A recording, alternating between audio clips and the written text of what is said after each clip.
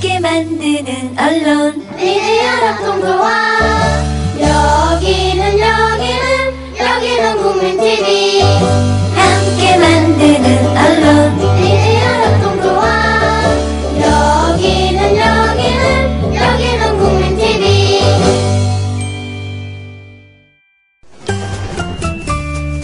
귀로만 듣던 국민TV의 팟캐스트를 이제 보이는 라디오로 시작합니다. 국민TV 광고를 모집합니다. 조합원과 비조합원 여러분, 자신이 속해 있는 기업과 사업체, 그리고 알리고 싶은 모든 것들 다 좋습니다. 광고를 원하시는 분은 신청해주세요. 홈페이지 kukmin.tv, 국민.tv 또는 지역번호 02-3144-0933번으로 연락주세요. 여러분의 많은 참여 바랍니다.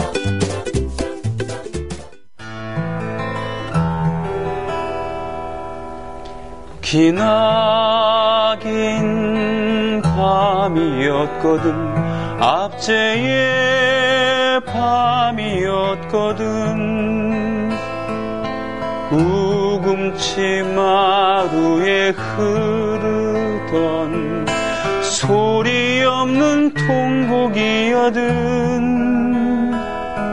불타는 녹두벌판에 새벽빛이 흔들린다 해도 굽이치는 저 강물 위에 아침 햇살 춤춘다 해도 나는 눈부시지 않아라. 복정의 세월, 참혹한 세월에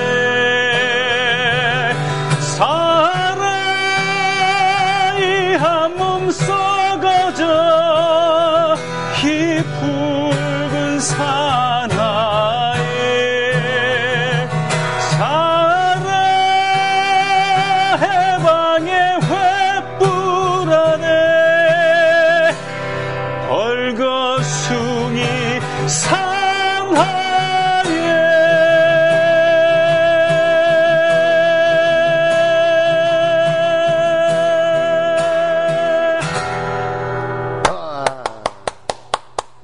이 노래 기억하시죠? 네. 예, 이산화해라는 노래인데. 그렇죠. 1절이랑 후렴구를 짧게 해서 이렇게 했거든요. 총 4절이죠, 이게. 예, 뭐 3절까지 이렇게 했는데요. 제가 이렇게 헷갈립니다. 예. 후렴까지 있으니까 4절까지 이렇게 생각할 수가 있는데, 인사를 못 했군요. 예. 애국 시민 여러분, 해외 동포 여러분, 그리고 동네 주민 여러분, 안녕하십니까. 저는 여러분의, 조합원 소리지기, 노래꾼 손병휘입니다. 라디오 100년 전쟁 보이는 라디오로 함께하고 있습니다. 오늘도 변함없이 박한영 선생 모셨습니다. 네, 안녕하십니까? 안녕하세요. 네. 이 노래 감독에서 소개할 절차도 까먹었어요. 이 노래가 이제 문승현 씨가 하고요. 예. 네, 문승현 씨. 많이 남겼죠. 네. 80년대, 85년도쯤에, 4년도인가 5년도에 나온 걸로 알고 있고, 이산하해라고 하는 동학 농민전쟁부터 해서 북만주에서의 그 항일무장 투쟁까지 다룬 그런 노래였습니다. 아주 웅장한 서사시예요. 예. 오늘 방송하기 전에 무슨 노래로 시작을 할까 하다가, 원래는 다른 노래를 생각했었습니다만, 선생님께서 이 노래를. 너무 좋은 노래라서. 연습하는 것보다 요걸 하자 그래서 했습니다. 오늘부터 다룰 노래, 새삼스럽게 다룰 주제가 7.18은 무엇인가, 7.18에 대해서 다루는 역사적인 문제로 다루는 건데, 그에 앞서서, 지금 역사관을 만들어, 준비하고 있다 그러는데, 어떤 역사관입니까? 예, 민족문제연구소가. 민족문제연구소에서. 잘 알다시피 친일명 사전을 만들지 않았습니까? 네, 친일명 사전. 만들면서 작업을 한 게 있었어요. 보나마나 수많은 친일파와 그 후손들이 친일 안 했다면서 증거 대봐라 이럴 거 아니겠어요? 그렇죠. 그래서 뭐냐면, 연구소가 한 20년 이상 친일파에 관한 증거 자료들, 원자료들을 쭉 모아왔어요. 예. 그런데 이것만 가지고는 되지 않죠. 왜 독립운동을 했냐면 일제 식민지 지배가 얼마나 가혹했는가를 알아야 되잖아요. 그래서 일제의 식민지 통치 자료들 기타 독립운동 관련 자료들이나 그다음 친일 청산운동의 역사 이런 게 약 3만 점 정도 돼 실물이 책들이 한 5만 권 정도 되고요. 그래서 이것을 저희들이 올해 해방 70년을 맞이해서 지금 역사 거꾸로 가고 있잖아요. 그렇죠. 예, 박정희 기념관이 만들어져서 거기에 지금 학생들이 견학하면서 이상하게 역사가 왜곡되고 있어요. 네. 그래서 그 상황에서 진실을 알리자 해서 식민지 역사관을 건립을 선언했습니다. 아, 식민지 역사관? 예. 우리나라에서 독립운 기념관은 많아요. 네. 관련되는 건. 근데 왜 독립운동했냐? 식민지라는 것이 무엇이었길래 독립운동을 목숨 걸고 했는가를 알아야 되잖아요. 그렇죠. 또 여기에 또 친일파가 어떻게 했느냐 하는 빛과 그림자의 역사들. 이걸 같이 보여줘야 해서 저희들이 이제 올해 대대적이 이제 상당히 모금을 했었어요, 이미. 그래서 이번에 올해 마무리 모금을 좀 해가지고 내년에는, 준공을 하려고 그래요. 네, 그래서, 예. 그러다 보니까 이 두 가지 고민이 하나 또 추가로 생긴 게, 그전에 우리가 친일파 많이 했잖아요. 네네. 근데 주로 어떤 개인 인물들로 했어요. 네. 그러니까 그 개인이 나쁘다는 걸 알지만, 막상 친일파가 뭐냐고 그러면 딱 정리를 못 해요. 맞습니다. 지금 우리 그 라디오 100년 전쟁에서 라디오 버전에서 오디오 버전으로는 대표적인 친일파들, 뭐 이완용이니, 뭐 이준영 얘기도 했었고, 윤도경이니 많이 다루긴 했었습니다만, 그건 개인, 그렇죠. 예. 그래서 이번 게 한번 제대로. 저는 8월 달이 해방이지만 또 8월 29일 국칠이죠. 배신의 계절이에요. 그렇습니다. 예. 그래서 이 영역의 교차한 시점에 좀 시리즈로 해서 친일파란 무엇인가, 친일파의 종류는 무엇인가, 시기별 친일파의 특징은 뭔가, 그 다음에 각 분야의 주요 친일파, 그 다음에 친일 청산에 갖는 세계사적 의미까지 이번 기회에 한번 총정리해보자. 그렇군요. 총정리하는데 답을 할 수 있잖아요. 그래서 답을 하지 않게 민정부연구소에 소장한 아주 놀라운 자료들, 이 친일의 자료들, 그때 라디오니까 공개를 못 해드렸어요. 그래서 이제 이걸 함께 하면서 보이는 라디오로 아마 놀라운 자료들이 공개될 것입니다. 그래서 이번에 좀 이렇게 저희들이 한번 이번 방송만 한 몇 차례 들으시면 대한민국에서 아까 말한 시민으로서는 애국심에서는 가장 친일 문제 전문가가 되실 수 있습니다. 그런 식으로 한다고 생각해 주시면 되겠어요. 그렇군요. 그렇게 해서 인물 중심 그리고 단편적인 이런 게 아니라 역사적인 의미를 담아서 소장한 자료를 이렇게 보여주면서 지금도 쭉쭉 올라갈 거예요. 그렇군요. 예. 그래서 오늘의 첫 회 주제는 친일파란 무엇인가? 우리가 친일파라고 얘기할 때 이제 영어로는 이제 프로 제페니즈라고 해요. 프로 제페니즈. 프로는 이제 옹호한다, 편들다. 일본을 편든다 이런 식이 있어요. 또는 영어로 콜라보레이터. 이제 협조자. 영어를 잘하시네요. 되는데, 자, 그럼 제가 한번 물어볼게요. 이 친일파는 일단 우리가 저는 이제 시작할 때, 이 개념만 잘 잡으면요. 누가 친일파인지 아닌지 판별할 수 있는 능력이 생겨요. 근데 저는 이제 이 친일파는 역사적 용어이고 사회적 용어다라는 이 두 말들로 끝날 수가 있어요. 역사적인 용어고 사회적 용어다. 이제 요걸 좀 풀어볼 건데, 먼저 우리 손병호 선생님. 좀 너무 똑똑하시셔가지고 무식하다고 진지하는 식으로 제가 물어볼게요. 무식하다죠. 이제 그러면 저도 그럼 제 본질을 숨겨야 되는 겁니다. 그렇죠. 친일파가 뭐예요? 친일파 일본 좋아하는 파죠. 이렇게 되면 이제 초등학교 수준이죠. 자, 근데 사실은 제가 실화인데 제가 몇 년 전에 어디 중학교에 가서 이제 친일파 강의를 하게 됐어요. 중학생들 모아가지고 했는데 여러분 친일파가 뭐예요?라고 물어봤어요. 그랬더니 뭐 쭈삣쭈삣하죠. 물어본다고 대답하면 그런 학생은 별로 없죠. 근데 한 학생이 용감하게 얘기한 게 바로 우리 손병희 학생이었어요. 그 학생도 막 손병희처럼 희가 아니고 휘죠.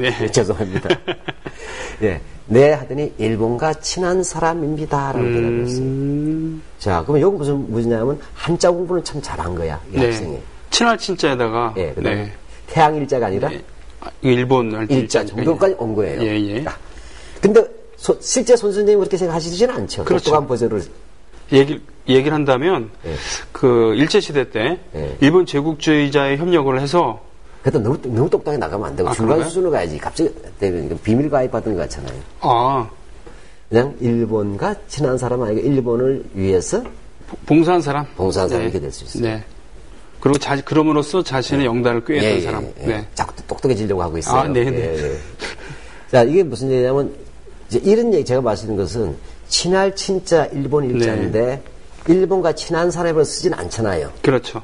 만일에 누가 만약에 그렇게 한다면 저도 친일파예요.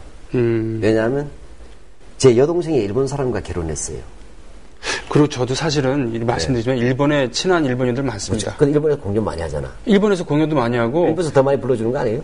그건 아닙니다만 일본은 사실 조용필 빼놓고는 다 듣보잡이기 때문에 거기서는 객관적으로 평가를 받는다고 할까요? 그런 느낌을 받아서 그런 면에서는 좀 더 그 자유로운 면이 있습니다. 그리고 뭐 일본 음식도 좋아하고 그렇습니다. 그렇게 되면 손선생도 그렇죠. 나도 마찬가지죠. 나는 아예 결혼까지 했어요. 내 동생이. 네.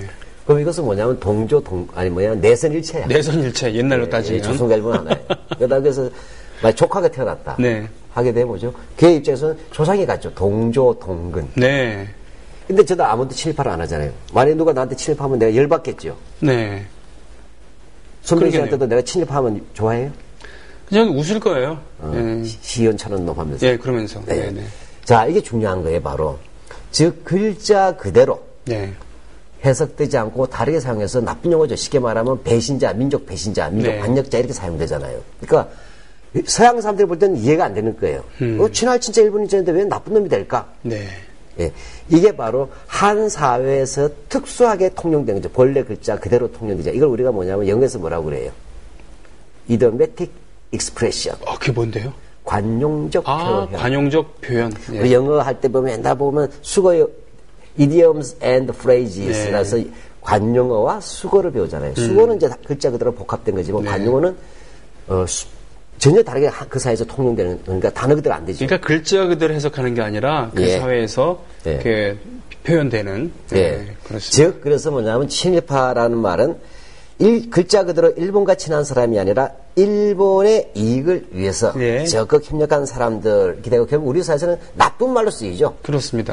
그래서 관용적 사회적 용어다 하는 게 첫 번째 규정이에요. 네.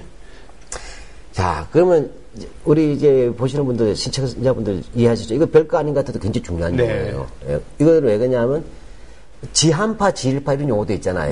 근데 어떻게 하면 친일파는 특수하게 우리가 사용하고 있다는 거예요. 두 번째로 친일파는 역사적 용어이다. 역사적 용어다. 이 두 가지만 하면 친일파 개념 끝나는데 그럼 또 이제 우리 똑똑한 손병희 씨를 멍청한 손병희 씨로 생각을 하고 제가 물어볼게요.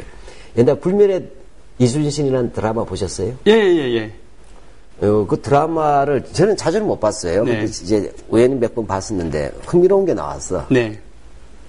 이순신의 친구가 나와요. 이순신 친구. 뭐 드라마니까 사실은 아닙니다. 근데 이순신의 친구가 나중에 뭐냐면 일본군 원정군 사령관, 총사령관인 가토 키요마사.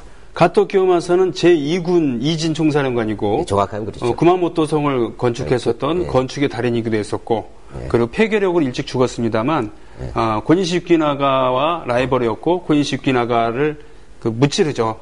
새끼가하라 전투에서. 새끼가하라 전투. 저 놀라운 이야기에 지금 똑똑합니다만 특징이 있어요. 주로 일본에 관해서만 많이 알아. 특히 딴 것도 많이 알죠. 2번도 알아요. 일본 방에 2번도 있었나 보죠. 잘하셨어요. 근데 가토가 전체 총사령관이기도 합니다. 이군 사령관. 그렇군요. 제일 왜냐면 그 전체 책임을 져야 되니까. 근데 이 이순신의 친구가 바로 이 가토 키요마사의 스파이짓을 해요. 가토 키요마사를 위해서 드라마에. 자, 그럼 우리가 아까 다시 개념을 보잔 말이에요. 일본에 이거 적극 협력했다고 했잖아요. 그러면 그 이순신의 친구는 친일파예요, 아니에요? 똑똑해지려고 하지 말고. 그렇지. 일반적으로 우리가 얘기하는 친일파는 아니네요. 친일파죠. 친일파인데 임진왜란 당시의 친일파지. 지금 우리가 다루려고 하는 친일파는 아닌 것 같아. 느낌 왔죠. 그렇죠. 그러니까 근데 이런 거예요. 근데 실제로 불멸의 이순신 드라마에서 친일파라고 용어가 안 나와. 그렇군요. 그렇죠. 난중일기에도 친일파라는 용어가 안 나와. 왜라고 했으니까. 물론 그것도 있겠지만. 그렇지만 그때서 뭐냐면 친외라는 말도 안 나오잖아요. 부예란 말도 안 나오고. 부일파란 말도 안 나오고. 그러니까 이거 무슨 얘기냐면 임진왜란 때는 일본의 이익을 위해서 사실 정확히 하면 그때 외가 아니고 일본이죠. 일본이 쳐들어온 거죠.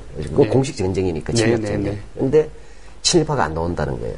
또 예를 들자면 이제 이건 가령인데 실제로 그런 일이 있긴 있었지만 예를 들어서 신라 시대 때, 삼국 시대 때 외구가 왔어요. 그래서 네. 간포 앞바다에 상륙을 했어요. 예.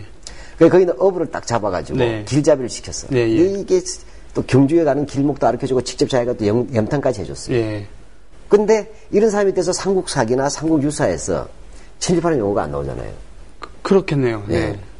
자, 여기서 눈치챘겠죠. 네. 즉 일본의 이익을 위해서 적극 협력했다고 하더라도 아무 때나 붙이면 안 된다. 네. 그러면 특정한 시기 언제부터 언제까지 그렇군요. 영어로 from till. 좋습니다. 그러면 친일파에 대해서 두 가지만 알고 있으면 된다라고 했는데 일단 하나는 관용적 표현이다. 사회적 관용적 네, 표현이다. 사회적 관용적 일본을 위해서 봉사했다. 네. 그래서 자기 이익을 취했다. 예, 예. 네, 이런 거랑 근데 그것은 특정한 시기다. 아무 때나 붙이면 안 된다. 네, 그럼 특정한 시기라면 언제를 얘기하는 건가요? 그렇죠. 네, 그 얘기가 바로 이제. 네. 그래서 특정한 시기가 있다는 게 바로 역사적인 개념이죠. 네네. 그래서 우리가 흔히 말할 때, 개인마다 학자들마다 이견은 있을 수 있어요. 네. 의견은 있을 수 있지만, 대체로 친일 인명 사설을 만들 때, 네. 친일 인명 사설 편찬위원회에서 할 때는 대체로 1904, 5년 무렵부터. 네. 우리가 일본에서 강제 개항한 것은 1876년이지만, 네.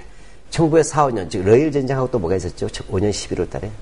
이거 4년, 5년 울사늑약이 있었군요. 그렇죠. 예. 네네. 바로 요 무렵을 전후해서 1945년 8월 15일까지 요 시기에 일본을 위해서 적극 협력한 사람들. 그러면 한 41년 정도. 그렇죠. 사주도 기간이군요. 예, 예. 제가 이공대 출신이에요. 예. 수학까지 되겠군요. 네. 예, 예.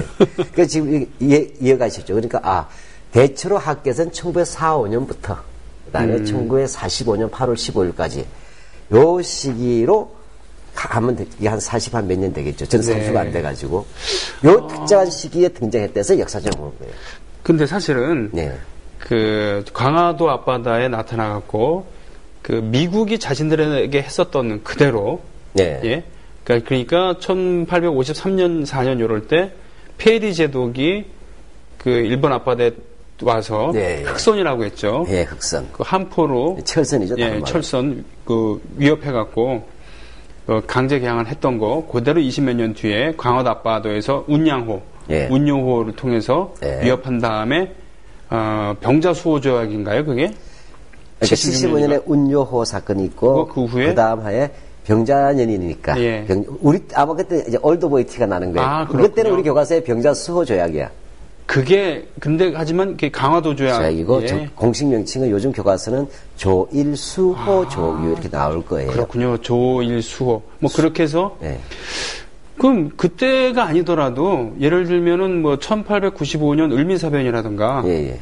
요때 정도부터는 활약했던 사람들이 있었다면 이때부터 친일파가 생겼다라고 할 수도 있는 거 아니겠습니까? 그래서 김옥군 같은 경우도 말할 수도 있겠죠. 그렇죠. 예. 그래서 이것은 이제 조금 이제 심화 학습이 좀 있네, 역시. 네네. 왜 학교에서는 1904, 5년을 보냐 할 때, 이제, 일단은 그 전 시기에는, 네. 있을 수는 있고, 실제 있었어요. 네네. 근데 그지 사회적 의미가 별로 없었다는 얘기죠. 사회적 의미가 사회적 세력화가 안 되고, 역사에 어떤 중요한 의미를 보지 않았는데, 이, 러일 전쟁을 전환 시기가 되면, 노골적이고, 적극적인 행태로 나타난다는 거예요. 두 번째로는, 아마 이제 중요한 지적이 있어요. 1895년에 보면 뭐 친청파, 뭐 친러파, 그러니까 친일파 이런 것도 있지 않았냐. 갑오 경장할 때. 네네. 맞습니다. 그런데 조금 달랐다는 거예요. 왜 그러냐면, 이, 김옥균 단계, 80년대, 1880년대, 90년대 단계에서는 네네. 친청파가 있었지만 정날에 나라를 팔자는 아니에요. 매국하자는 건 아니에요.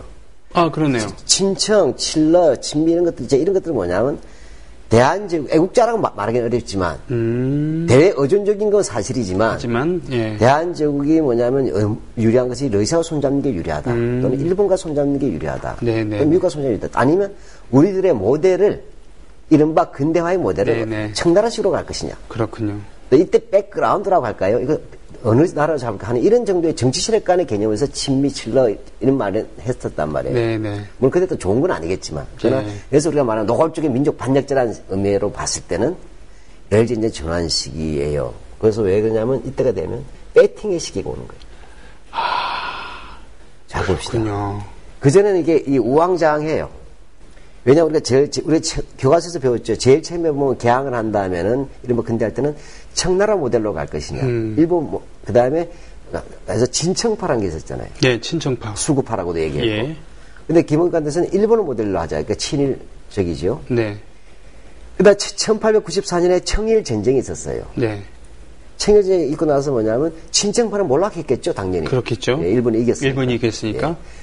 그렇게 돼서 이제 친일파가 딱 득세하려고 했어요. 네. 근데 갑자기 영국, 프랑스, 뭐 러시아 이런 나라 네네네. 삼국 간섭 알죠? 예. 러시아, 프랑스, 독일이. 그렇게 해서 일본의 세력을 약화시키려고 그랬어요. 예. 예. 그러니까 민미 같은 사람이나 또 우리나라 대한제국 관료들이 러시아가 더 세네. 네. 친일파가 나오죠. 근데 이한용 같은 경우는 미국 갔다 왔잖아요, 그 전에. 이완용, 네, 예. 그렇습니다. 그 사람은 친미파로 있다가 또 친일파로 가고. 네. 이런 식으로 왔다 갔다 했었어요. 매팅을 할 때. 예. 근데 이제 뭐냐? 1945년 되면 달라지는 거예요. 왜? 청나라 깨졌죠. 네. 깨졌다는 표현이 좀 그렇습니다만, 일본에 의해서. 그 다음에 뭐냐면, 러시아하고 일본 둘 중 하나가 대한제국을 먹을 가능성이 높아진 거예요. 1945년 되면. 실제로 러일 전쟁이 일어났으니까요. 그렇죠. 네. 여기에서 이제 뭐냐면, 이기는 나라가 대한제국을 먹을까라는 것이 이제 판이 쓴 거예요. 아, 네. 이때 뭐냐면, 일본은 러시아 편이 붙었지만, 예. 딱 보고 이건 일본이다. 영국하고 미국이 뒤에서 도와주고 있어요. 예. 이렇게 하면서 대규모로 조직화되면서 일본의 편을 드는 사람들이 나오고 이들이 러일전쟁에서 실제 일본이 이기니까 네. 이제 일본이 먹겠죠. 네. 이거 뭐죠? 막차를 다 타는 거예요. 그렇군요. 이렇게 하면서 조직적이고 양산이 된다. 그리고 이들이 등장한 이 일련의 그룹들이 1910년까지 내국에 가담하는 거죠. 음악으로 따지면 이렇게 얘기할 수 있겠네요. 음악으로. 그 로큰롤이라는 장르가 있잖아요. 예. 로큰롤 장르는 엉덩이 흔드는 거. 예? 엉덩이를 흔들기도 했었죠. 엘비스 프레슬리가 특히. 예.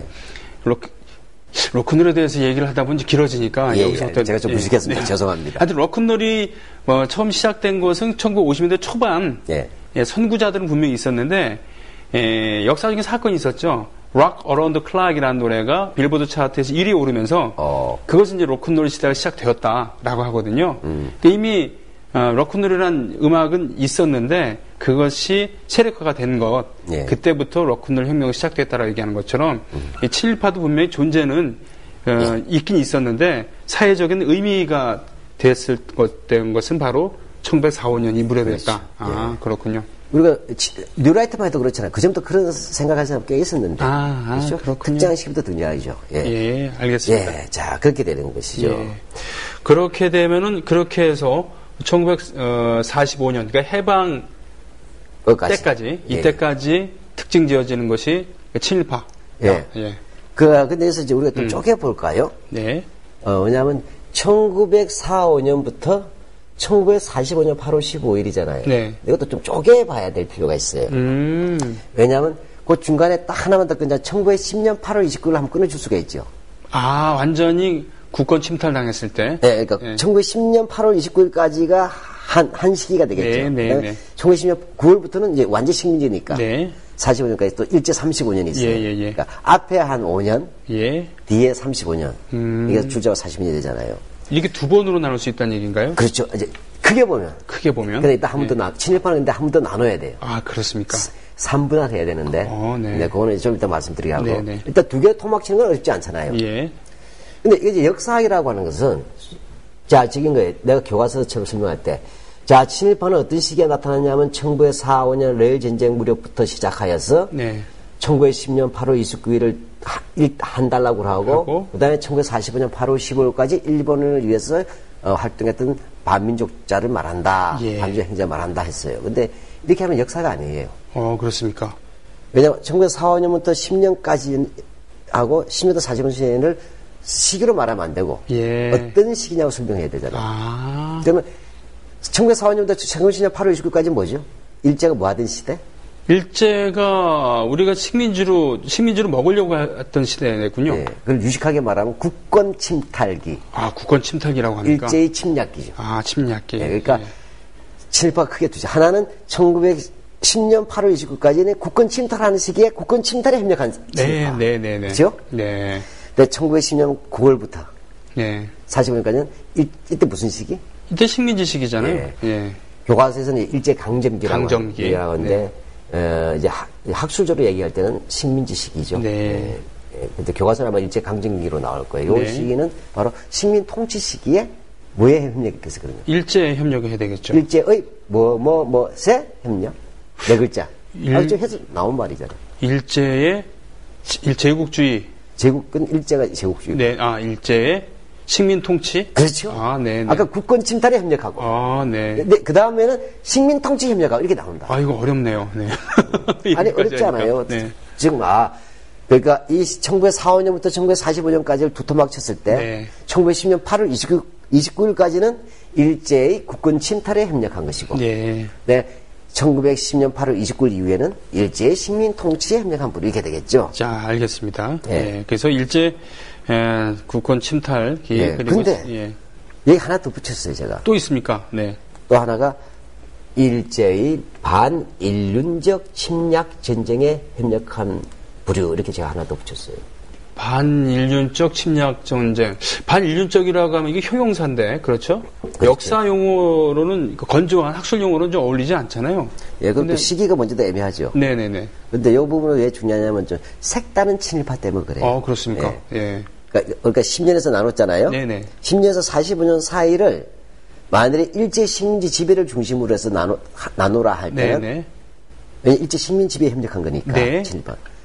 딱 하나만 나누라 할 때 대부의 역사자는 1937, 8년으로 나눌 거예요. 중일전쟁. 그렇죠. 예, 그렇죠. 전쟁. 예. 예. 즉 뭐냐면 이런 거예요. 37년 7월 7일 날 일본이 중국을 침략해요. 네. 그전에도 침략 전쟁이 많았지만 이건 완전히 새로운 대규모 전쟁인데. 네. 그 41년이 되면 12월 달 되면 태평양 전쟁이 일어나잖아요. 네. 따라서 전쟁하는 시대. 아. 쉽게 말하면 식민 통치만 해도 힘들잖아요. 그렇죠. 식민지 노예사인데 뭐죠? 하나 더 얹어지는 거예요. 전쟁. 전쟁이 되면 어떻게 해요? 총동원 되겠죠? 네. 그 뭐예요? 물자도 갖다 바쳐야 우리 국방 헌납. 네. 돈도 내야 되고. 네. 공출해야 되고. 네. 징병 징용 가야 네, 되고. 네. 하고 그다음에 완전 계엄령 시대죠. 네. 전시 비상사태. 막판에는 신문도 다 폐간되고. 예. 예, 옷도 예. 여자들 몸빼만 입으라 그러고. 예. 남자는 국민복 입으라 그러고. 만약 지금 계엄령 나면 이렇게 우리 방송할 수 있을 것 같아요? 못하죠. 네, 바로 그런 시대가 왔어요. 예. 그러니까 식민 시대라도 더욱더 영어로 하면 하드 보일드한 시대. 네. 하드보일드. 예. 네. 더 험한 시대죠. 네. 쉽게 가중처벌 시대. 가중처벌 시대. 식민지 가중처벌 예. 시대. 그러면 그 징표가 뭐냐면 37년에 중일전쟁이 일어났지만 네. 그 일본이 법을 만들어요. 네. 그게 뭐냐면 전시총동원법. 전시총동원법. 네, 이 법에서 다 끌려가는 거예요. 전시총동원법. 그게 38년. 마치 긴급조치를 연상케 하는. 그렇죠. 그런. 국가 비상사태 지음한 네. 긴급조치죠. 그렇군요. 유신헌법과 근데 같은. 긴급조치보다 더 광범위하죠. 체제니까. 네. 바로 식민지 플러스 전시총동원 체제가 되는데 이 총동원법이 조선에 언제 적용되냐면 1938년에 적용이 되는 거예요. 그렇다 그러면은 크게 두 번으로 1945년부터 1910년까지 예. 그리고 1910년부터 10년 8월 말부터 45년 8월까지인데 예. 거기를 중간 한번 나눈다 그러면 바로 전쟁. 37, 8년. 네, 알겠습니다. 예, 그래서 그게 전시총동원. 그렇게 되면 이것이 식민지 조선대에서는 식민지 전시총동원 체제가 네네네. 되고 아시아 민중의 입장에서는 일본의 침략 전쟁이죠. 아시아 민중에게 그렇군요. 네, 그렇죠. 네, 네. 대침략전. 그래서 이걸 세 개를 다 합쳐버리면 어떻게 되냐면 일제의 국권 침탈과 네. 자 그럼 한 토막이죠. 국간 침탈. 네. 네, 그다음에 식민지 지배 정책과 지배 정책과 아무 이제 10년부터 45년 네. 그리고 그 와중에 반인륜적 침략 전쟁에 침략 적극 전쟁. 협력한 자 이렇게 하면 친일파가 되는 거예요. 알겠습니다. 이와 같이 시작부터 정리했으니까. 어렵죠. 예. 여기까지 제일 어려운 거예요. 자, 한잔 하시면서. 예, 이거- 네. 여기 로고 이거 잘 잡아주셔야 돼요, 이거. 네.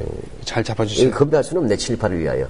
그렇군요. 예. 우리가 그럼 장도를 위해서. 예, 고맙습니다. 예, 이 물을 주신 분을 위해서 TV, 감사해서. 예. 오늘은 물 주시네. 예. 자, 그러니까 한마디로 얘기하면, 이 세 토막만 이해하시면, 네. 바로 이 친일파는 무슨 이 세 토막에 대한 얘기예요. 아, 그렇군요. 예, 예. 그럼 이제부터 얘기를 좀 풀어나가야 되겠군요. 네. 그러면 그러면 이제 친일파는 역사적 용어다, 그 다음에 사회적 용어다 예, 얘기했죠. 사회적 용어다. 자, 그럼 그 다음에 이제 친일파의 종류 또는 유형을 이야기해 보죠. 네. 예. 친일파도 종류가 있을 거 아니에요. 그렇겠네요. 예. 근데 좀 쉽게 하겠어요. 네. 나누는 기준에 따라서 굉장히 많아질 수 있지만 그렇게 네. 하면 머리가 터져요. 그러니까 우리가 상식적인 선에서. 예. 근데 오늘 손배에서 아침 뭐 드셨어요? 아침에 뭐 백반 먹었습니다. 가정식 백반. 점심은? 점심은 아직 못 먹었어요. 점심 뭐 먹고 싶어요? 나 그 육개장 먹고 싶은데요. 백반 말고? 네네. 저녁은? 저녁은 술이지. 아니면 라면을 끓여 먹을 수도 있겠고, 하여튼 아침에도 육개장, 점심에도 육개장, 저녁에도 육개장 먹고 싶지 않아요? 보통의 사람은 그러기 힘들지 않습니까? 네. 자, 이게 중요한 거예요. 네. 우리 손병이 심하더라도 아침, 점심, 저녁 입맛이 다 달라. 네네네. 밥 먹으면 점심에 육개장 먹고, 저녁에는 또 라면이라도 먹겠다. 예. 즉, 사람의 입맛, 식욕이 아침, 점심, 저녁에 다르듯이, 그래서 제일 중요한 게 이거예요. 일제의 요구에 따라서 친일파가 움직였잖아요. 예, 그죠. 일제의 요구도 그때 달랐다는 거예요. 그때 달랐다. 따라서 친일파도 카멜레온처럼. 네. 그때 다르게 등장한다. 그랬군요. 예. 자, 그래서 그러면 제가 우리가 아무리 이렇게 얘기해도 일반인들은 뭐냐. 근데 어떤 놈이 친일파인데 이렇게 묻고 있잖아요. 네. 그래서 실전으로 가보시죠. 네, 예. 제가 예를 하나 드릴게요. 이제 맞춰보세요. 네. 자, 아침, 점심, 저녁에 친일파. 네. 아까 우리가 새 토막 얘기했잖아요. 그럼 예. 아침, 점심, 저녁으로 생각하시면 돼요. 네. 그래서 첫 토막 얘기예요. 첫 토막. 네. 때는 바야흐로 1907년으로 잡죠. 7년? 예. 7년으로 잡았어요. 제가 박한용인데 네. 부산 해운대에 살고 있어요. 네. 거기서 뭘 하고 있냐면 오뎅바를 하고 있어요. 오뎅발 하고 있다. 네, 부산 해운대 바닷가에서 예. 일본인 상대로 네. 또 거기 있는 부산 사람을 상대로. 근데 제가 갔다가 이토 히로부미 공인데 이토 히로부미 그때 통감이잖아요. 네. 1907년이니까 1906년에 통감부가 설치되니까. 그래서 경부선을 타고 그 돈을 주고 그 험한 길을 올라온 거야. 아, 예. 그래서 서울의 남대문역, 지금의 서울역이죠. 네. 여기를 내렸어. 내려가지고 그냥 남대문에서 김서방 찾는 것보다 더 쉬운 게 이토 히로부미잖아요. 네. 그래서 만나기는 어렵잖아요. 만나기는 없겠지만. 근데 하여튼 내가 묶음으로 가지고 통감부 청사를 간 거야. 네. 그래서 뒹굴었어. 뭐라고요?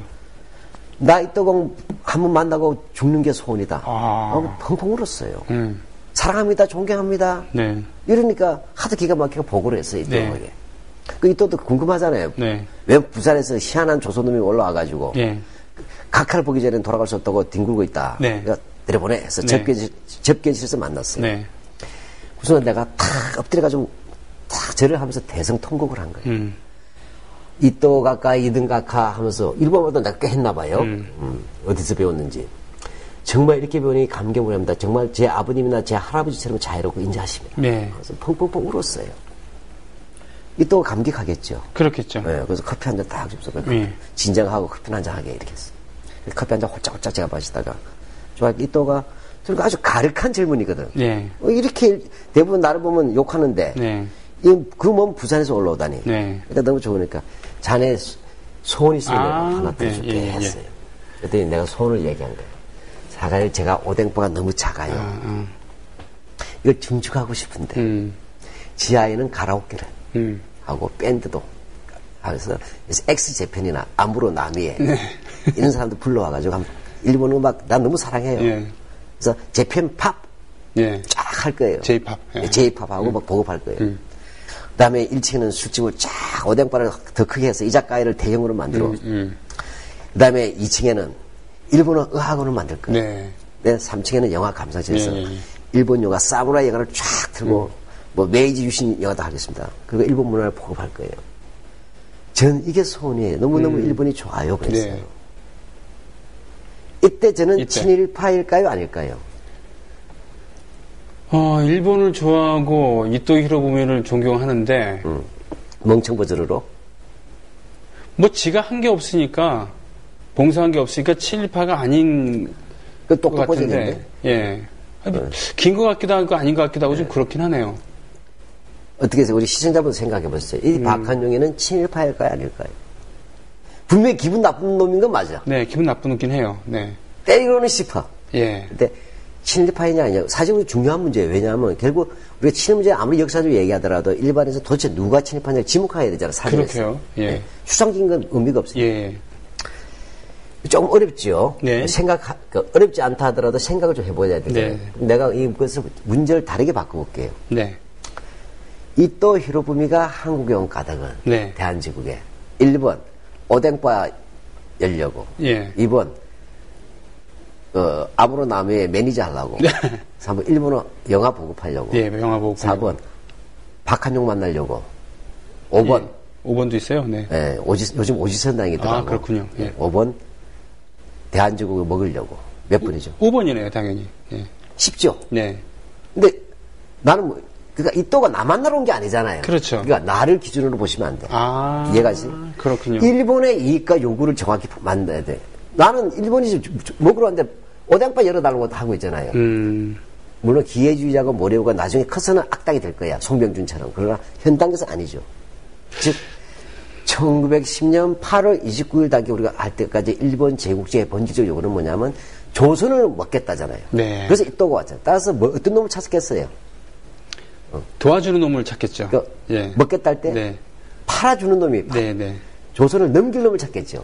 그러니까 이또 히로부미를 좋아하건 싫어하건 그건 본질이 아니다. 그 본질이 아니고 네. 오뎅을 좋아하느니 아니면 김치를 좋아하느냐 닭광을 좋아하느냐의 문제가 아니라 네.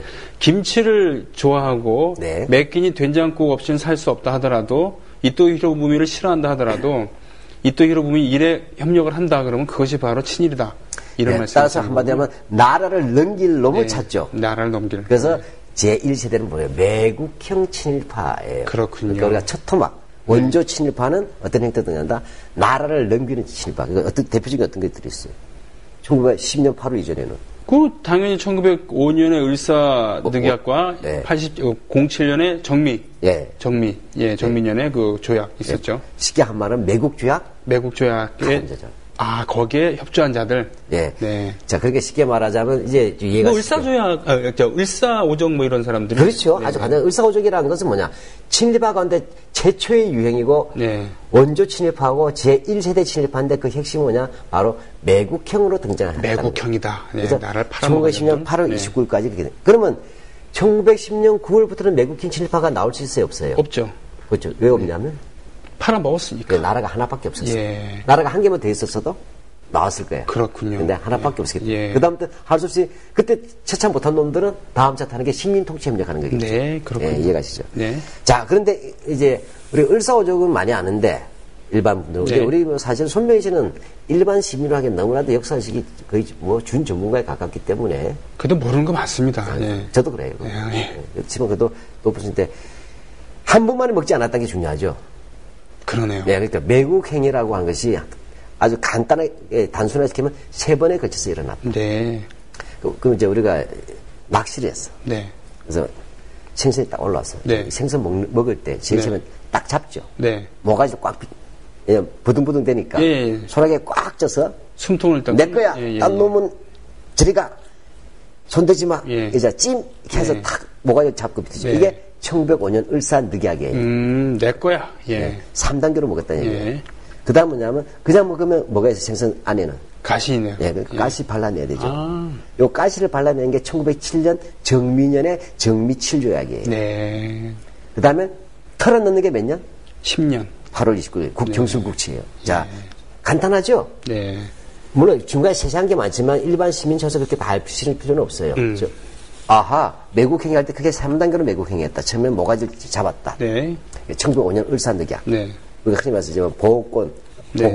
을사보호조약이라고도 했죠. 그다음에 외교권을 박탈하는 거죠. 예, 예. 두 번째는 가시를 발라내는 게 1907년에 정미조약. 네. 정미년이니까. 그 다음에 1910년 경술년에 톡 털어넣는 거. 그렇군요. 통째로 병탄했다 하잖아요. 자, 그러면 이 바로 1900 침탈 당했기 전에 예. 바로 세 단계가 있다는데 그러면 을사늑약 때부터 얘기를 해야 되겠군요. 예, 소위 말하는 을사오정 얘기가 드디어 나오는 겁니까? 그렇죠. 네. 자, 그래서 이제 우리가 얘기하듯이 세 단계에서 제1세대 친일파 중에서도 이제 첫 번째 가장 중요한 게 을사오적이잖아요. 예. 그러면 이제 을사오적 하면 을사늑약이 뭐냐를 좀 알아야지 이들의 죄상을 알 수가 있죠. 예. 뭐 아까 이제 우리 1945년에 레일 전쟁이 일어났어요. 예. 그때 뭐냐면 사실은 대한제국은 국의 중립을 선언합니다. 예. 왜냐하면 레일 전쟁은 간단한 거예요. 어렵게 생각하지 마시고 한반도를 대한제국을 삼키기 위해서 일본과 러시아가 싸운 거죠. 네.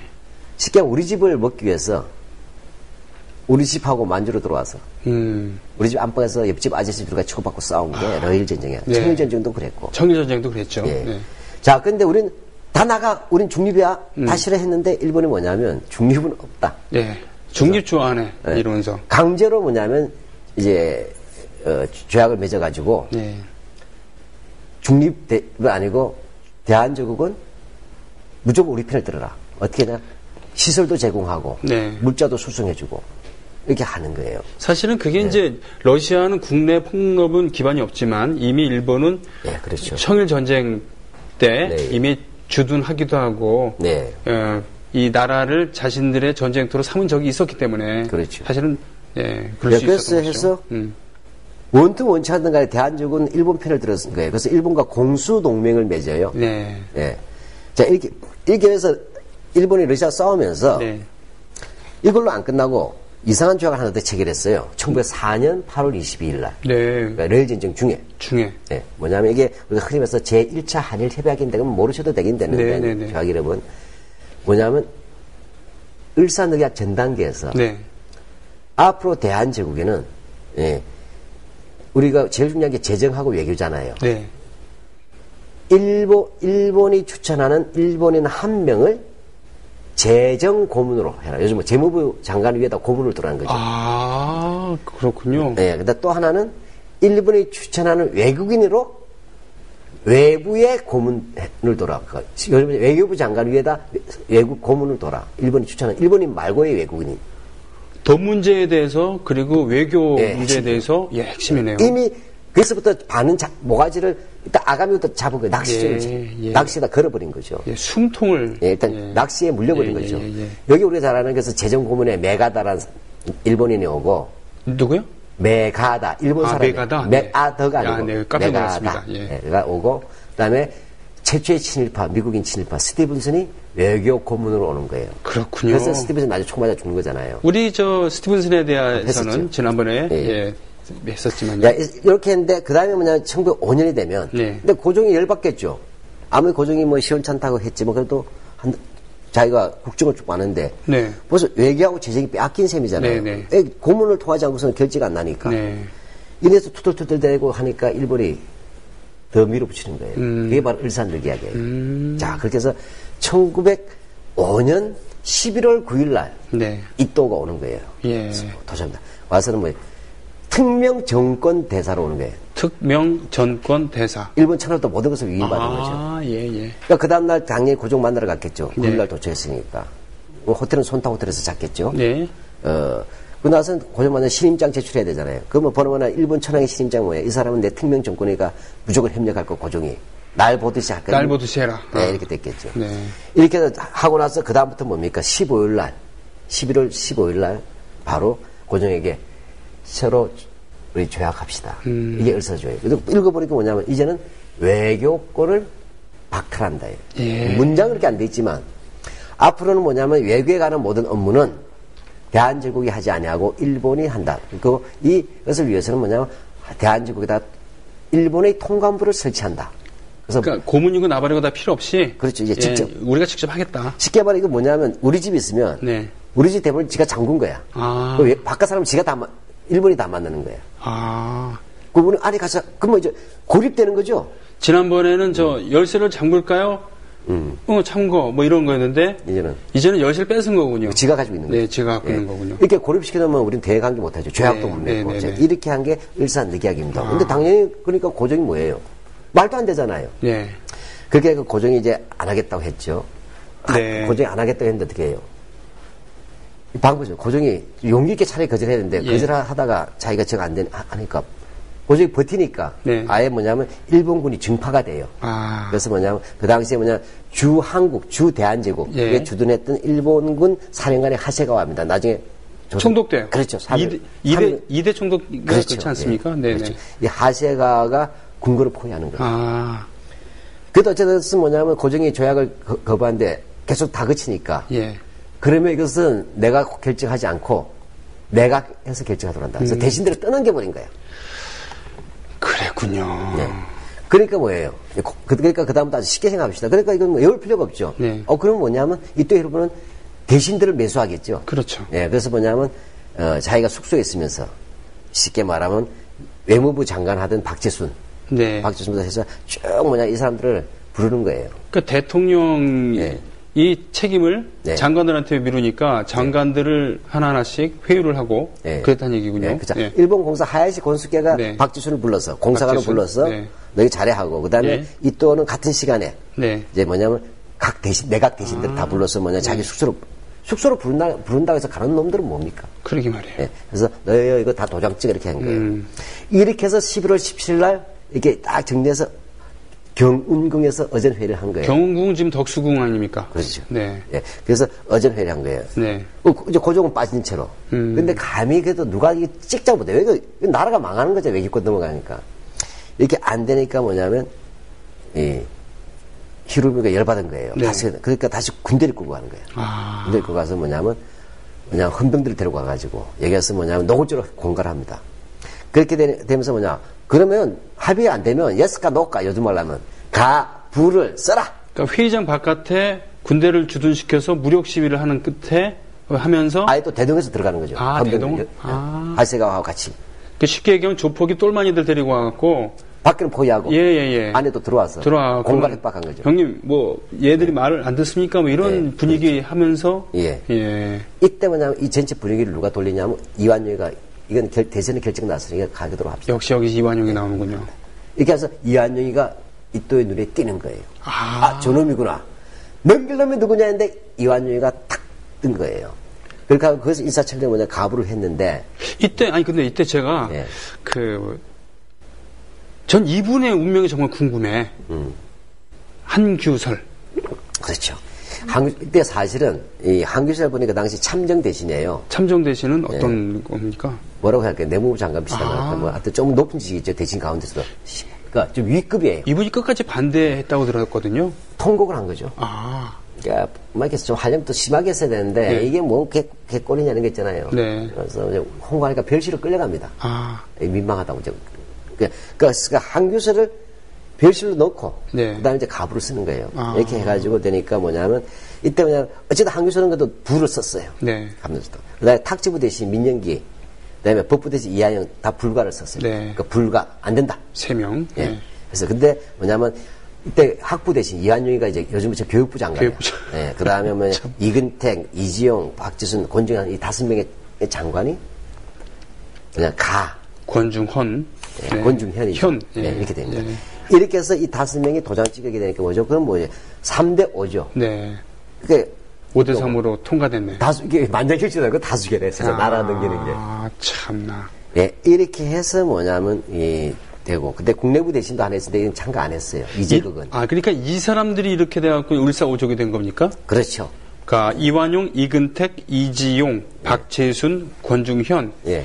이 중에 보면 예를 들면 이완용, 박재순은 많이 들었습니다만, 뭐 권중현 이런 사람들은 그러니까 우리 저쪽에서 권중현 자료 화면에 올라올 거예요. 네.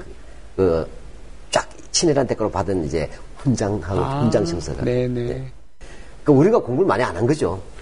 그냥 을사오적이 있었다. 농산 공부 대신에요. 권중현이는. 농수산부 장관. 네. 농상공부니까. 농상공부. 오이고. 농수산, 게다가 상공부. 야. 그러니까 산업부지. 산업부. 예. 야. 그러니까 이제 우리가 하는 이제, 아까 이제 얘기 보면 군부 대신 이근택이에요. 국방부 장관이잖아요. 네. 그러니까 이완용 우리가 다 알아요. 교육부 장관인데, 그 당시는. 근데 1907년 되면 총리 대신이 되지만. 야, 국방부 장관이 나라를 이근택이에요. 네. 내부 대신 내무부 장관이죠. 외부 대신 외교부죠. 네. 농상부 대신 핵심들이 다 한 거예요. 외교부 장관이 외교권 뺏겠다는데 내 가져가세요 이러고 있단 말이죠. 근데 아까 이하영이라고 있었잖아요. 네네. 불가를 찍었잖아요. 네네. 근데 이 작자가 그 다음에 더 열심히 뛰어요. 입장이 표변해가지고. 어차피 넘어간 거. 처음에 불가했다가 그 다음에 대시가부로 그렇게 가거든. 그러니까 자기 또 뒤져서 가로 가는 거예요. 원래 전향한 놈인데 더한 거죠. 그래서 오늘 박지순은 그때 약간 일말의 양심을 가지고 있었어요. 좀 주저주저 했었어요. 근데 그래서 박지순을 제끼고 지가 더 열심히 해요. 근데 뭐냐면 을사오적에 빠진 거야. 왜요? 처음에 애초에 반대한 다수 놈하고 우리가 을사오적으로 하다 보니까. 그렇군요. 그래서 아이러니하네. 학자에 따라서 어떻게 보면 박재순이 빠지고 이하영이 들어오거나 네. 이런 경우도 있다. 자리 사용하는데 하여튼 그렇게 해서 근데 그 오적의 명단 한번 호출 한번 해보시죠. 그럴까요? 예. 자, 이완용 1858년부터 1926년까지 살았죠.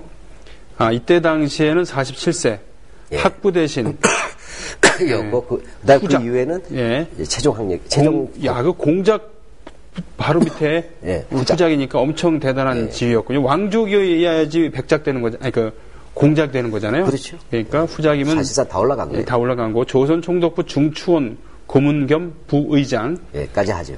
까지 하고 이근택 1865년에 태어나서 1919년 3.1운동 일어난 해에 죽었군요. 이때 당시 40세였고 1905년 당시에 만 나이로 군부 대신 국방부 장관이었고 자작 공우백자니까 어쨌든 귀족. 그렇죠. 자리를 받은 거죠. 조선 총독부 중추원 고문. 이지용 1870년에 태어나서 1928년에 죽었고 이때 당시에 1905년 당시에 35세 내부 대신 종친이죠. 종친이었군요. 그러니까 종친이라는 것은 왕족이라는 얘기잖아요. 그렇죠. 백작이었고 참고로 이또도 백작이었잖아요. 역시 조선 총독부 중추원 고문 박재순 1858년에 태어나서 1916년에 죽었는데 그러니까 이완용이랑 동갑이네요. 이 당시에 47세 만으로 외부 대신 외무부 장관이었고 자작 조선 총독부 중추원 고문 마지막으로 권중현 1854년 당시에 51세와 제일 나이 많았군요.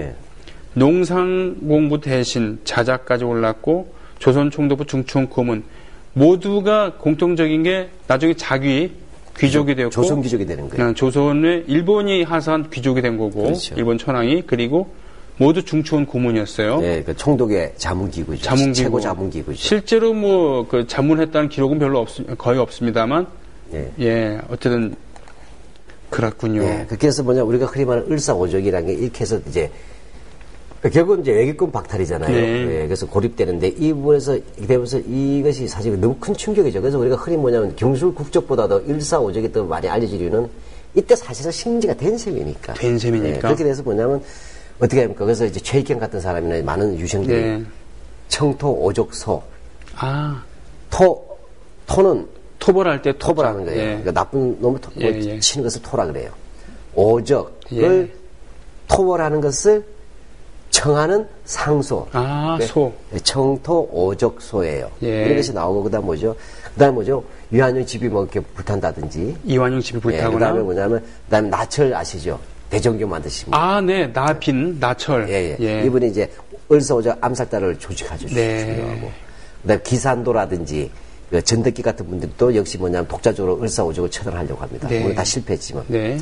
실제로 근데 이한용 같은 경우에는 1909년에 이재명이라는 분에 의해서 명동성당 앞에서 칼을 맞기도 하죠. 이재명 의사. 그렇습니다. 이재명 의사는 이제 사형당하지만. 사형당하고. 이렇게 한 것이 바로 등장하는 바로 매국행 친일파에서도 앞에 을사늑약대 3단계 중에 첫 번째 단계 을사늑약대 을사오적을 대표적으로 들 수가 있는 거죠. 알겠습니다. 오늘 여기까지 얘기를 해야 될 것 같은데요. 그렇죠. 일단은 친일파라는 것은 바로 1904년 러일 전쟁 발발 시부터 1945년 일제 폐망 때까지의 일제 협력했던 그런 사람들을 얘기하고 단계를 나누다 보면은 일제가 국권을 침탈하기 전까지 그리고 그 이후 또 그 이후 중에서는 침략전쟁, 중일전쟁부터 태평양 전쟁이 끝날 때까지 이렇게 세 부분으로 나눌 수 있다. 그리고 국권 침탈기에 을사늑약, 활약했었던 을사오적 이 사람들이 나라를 팔아먹었던 이런 사람들이 최초의 친일파로 남게 되었다. 이렇게 오늘 얘기를 할 수 있겠다. 그 다음에 이제 정미 칠적과 그 다음에 경술 국적을 다룰 거예요. 그렇게 하면 이제 1단계 외국행 친일파는 끝나는 겁니다. 외국 시민 여러분, 해외 동포 여러분, 그리고 동네 주민 여러분, 오늘 여기서 마치겠습니다. 고맙습니다. 네, 고맙습니다.